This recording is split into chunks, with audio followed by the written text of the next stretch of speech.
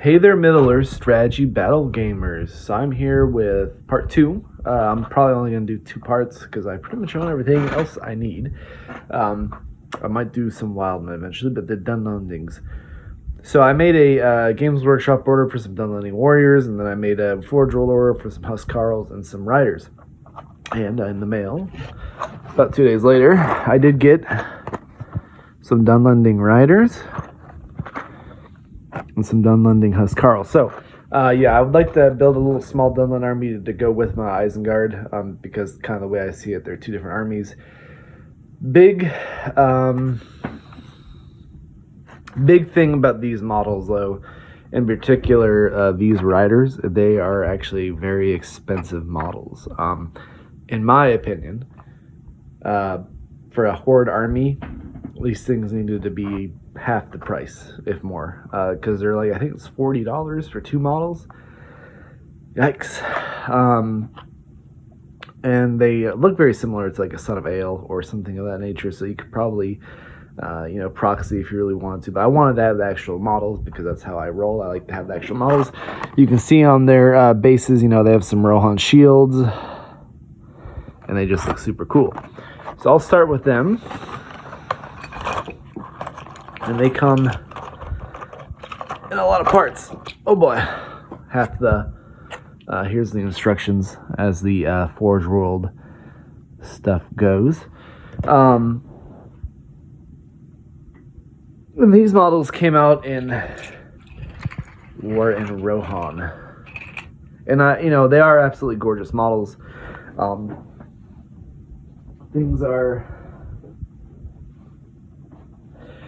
Things are valued differently, per individual. But I really like the idea of having a little Dunland army, or a Dunland army. It doesn't have to be little, to go with my Rohan force. So here is the first part. And kind of looking at his armor, looks very similar. Maybe a little bit more kind of ratty than a kind of Royal Guard or a Son of Ale would. You can see the detail. And I guess one thing I will say about the Forge World models is they are super detailed.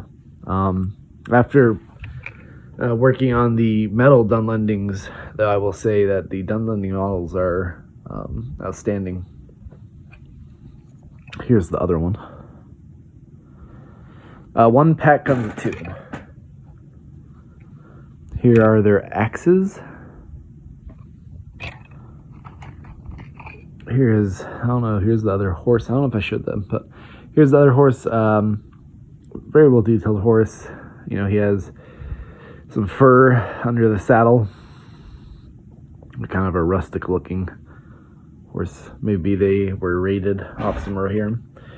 And then here are the shields. So one fell off the sprue, but here it is.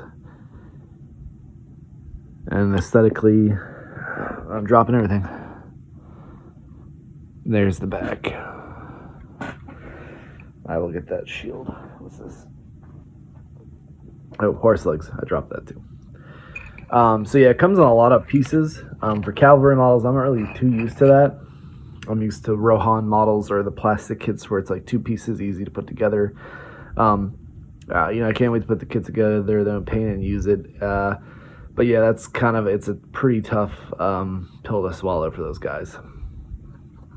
And then here's the other thing I got. It's a box of, I actually got 2 of these. These are a little bit more costed better in terms of actual price. So I did open one already. Like that. And these models are awesome. These are actually, when they first were released, I wanted to build a Dunlanding army just because of these models. I did have some Dunland stuff before, which I sold to a friend because he was going to commit to a Dunland force, and then he ended up selling his Dunland force. And I was like, the time is right for me to get Dunland, or at least build up my Dunland a little bit more. So these are kind of the equivalent to a Royal Guard or a Guard of the Fountain Court for Dunland. Here is the model. They are absolutely stunning models. I love these Huscarl models.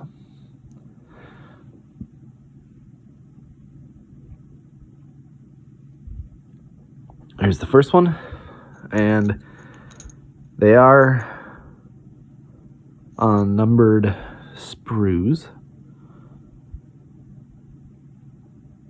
There is, I'm not used to seeing that. There is a little bit of flash under the halberd there, and I'm not used to seeing a lot of flash on Forge World models. Most of the time I've gotten Forge World resin, they've been quite clean. Here's the second Huscarl. This is Huscarl. It has a 5 on it. This has a 6. I'm assuming there are no instructions on these guys like there are for the riders. So one of the arms fell off the sprue. I just noticed it. Then here is the last Huscarl that comes in the box set.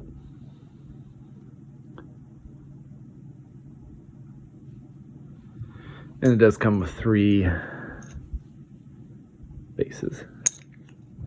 So yeah, I love the models, and I can't wait to get them painted and assembled into my Dunland Force.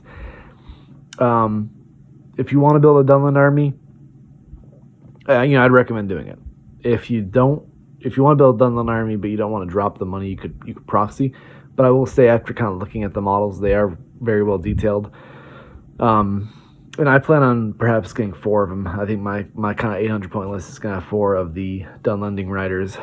So I'm going to have to maybe pick up another box eventually. So, but if you guys want to see more unboxing content, please like, share, subscribe, and comment. I believe Dan will be posting an unboxing for the new plastic Elrond.